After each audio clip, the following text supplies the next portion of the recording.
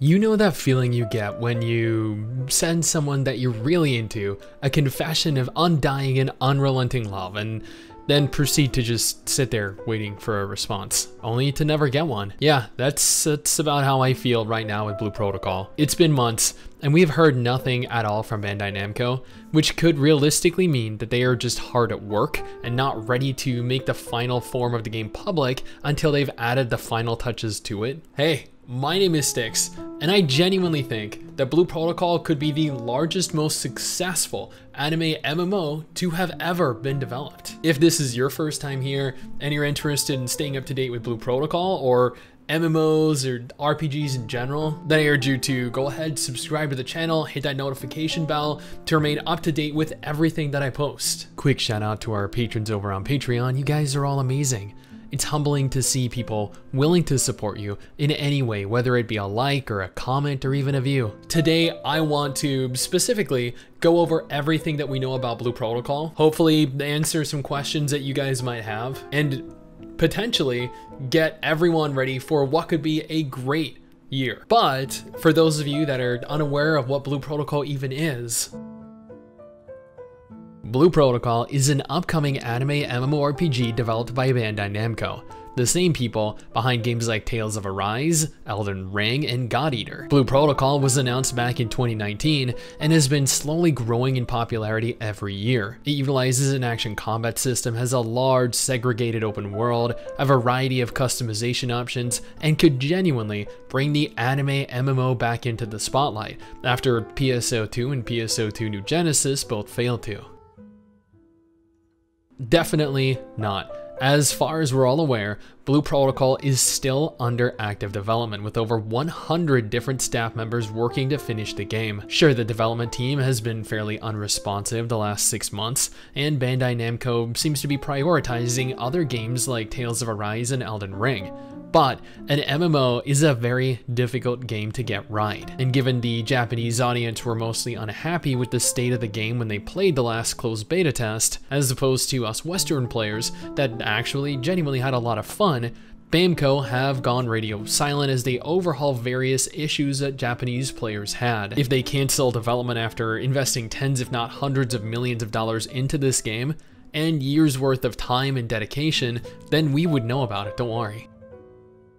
Bamco have confirmed that Blue Protocol is going to be a completely 100% free MMORPG. It will not have any premium purchase price, but given the games that they've released in the past, I would wager a guess that they are going to include various different Founders Packs for players that are interested in the goodies that they'll include, likely including something like a type of early head start access. It's unconfirmed if they're going to charge players for DLC or expansions like Guild Wars 2. I wouldn't expect you to be required to pay additional fees to access future content, but that's just an expectation that I have. There will 100% be a cash shop present. Now, I know your first thought when I mentioned that there's a cash shop is, oh my god, STIX, this is going to be pay to win. And that is a reasonable conclusion to come to. Bamco have confirmed that, and this is subject to change at any point in time, the items located within the cash shop are going to be purely cosmetic. They noted that they understand players' concerns with pay to win and pay to advance, and to put players' minds at ease, they've promised that they will refrain from inserting anything that could have any impact or provide any type of advantage outside of cosmetics. My main concern with that is if cosmetic items are going to be profitable enough. Pets, outfits, mounts, quality of life items, but if there are no items to motivate whales to spend money in their game, then I really don't foresee that large of a return on their investment.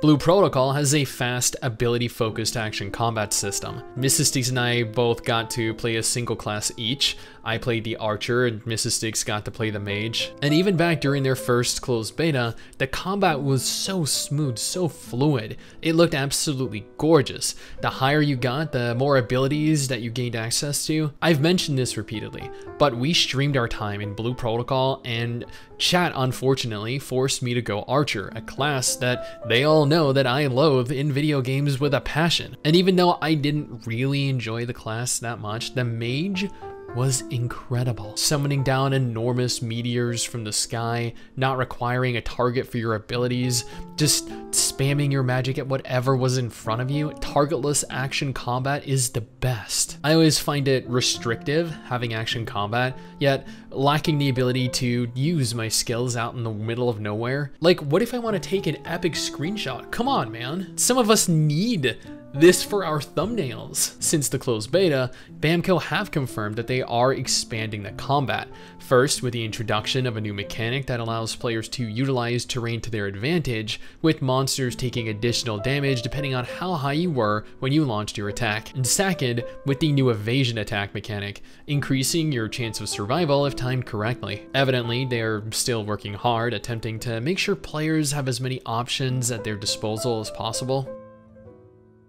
Unlike most MMORPGs, there is no Holy Trinity present in Blue Protocol, meaning that there are no dedicated healers, there are no dedicated tanks. When it was announced, Bamco confirmed that there were going to be 4 classes only: the Aegis Fighter that wields both the sword and the shield, the Twin Striker that wields dual axes, the Blast Archer that wields a bow, and the Spellcaster that wields a staff and elemental magic. In their stream on May 27, 2021, though a year later, Bamco confirmed that they are also adding in the new Heavy Smasher class at release. It's unconfirmed if they have plans on releasing additional classes when they roll out the game, or if they'll opt to stick to 5 and work on future classes over time. They did note that they are interested in introducing more at some point and working on multiple different classes presently. Each class both looks and plays completely differently. They have their own unique skill trees that are specific exclusively to them, and can choose a path that feels comfortable for their playstyle based off of their own distinct selection of abilities, real-time and passive. As an example, players can opt to play a full Fire Mage, or they can spec down an entirely separate element, making every choice important and altering your role entirely. Thankfully, you do have the option of changing your class at any given time, meaning that you can play every single class on the same character, much like you can in Final Fantasy XIV. More often than not, we're not given much in the way of creativity or originality when it comes to anime games, and more specifically, anime MMOs. However, Bamco have not only given us a very large selection of sliders with which to design our avatar, but they are also working on not only creating entirely new sliders, providing us even more creative control, but also expanding on how much each slider affects the overall look of your character. You have options that affect your eyes, your nose, your mouth, about what you'd expect. More expansive options like multiple layers of hair and hair color, directionality of facial features and structure, new angles, overall the inclusion of a larger array of options. And as confirmed earlier, there's going to be a lot in terms of outfits, helping your character stand out even more. At present, Blue Protocol is going to be launching onto PC. The dev team have confirmed their interest in developing the game for more than just PC players, potentially releasing onto PS4 or PS5 somewhere down the line, but that is highly dependent on how well the game does. If Blue Protocol does not perform as well as they'd hope, it's unlikely that they'll bother investing the time or the resources or the money into porting it to additional platforms. It would be a waste of money, given most MMO players do not play MMOs on their consoles. And no, there is no interest in having a mobile version of Blue Protocol, thankfully.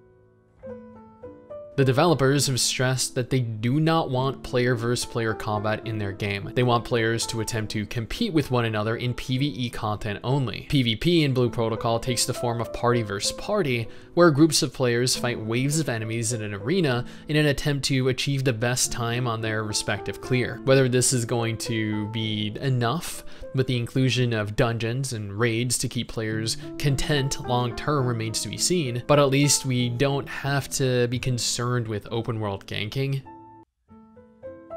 Traditional forms, dungeons, which can be run solo or with a group of other players, the dungeons specifically scale to the number of players within the party, so you're never forced to group with players to run them, but at the same time, it will remain challenging even for a full group of people. Honestly, this is something that more MMOs should adopt.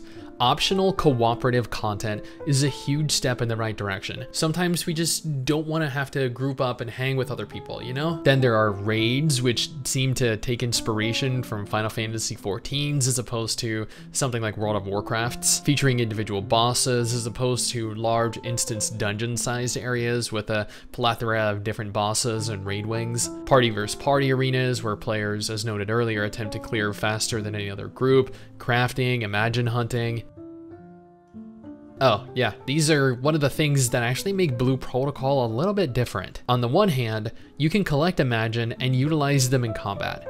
Alternatively, you can refine them and then use them as a catalyst when crafting weapons, or upgrading in general. We still don't know the exact limitations that they possess or every use for them, but I am sure that we will in time.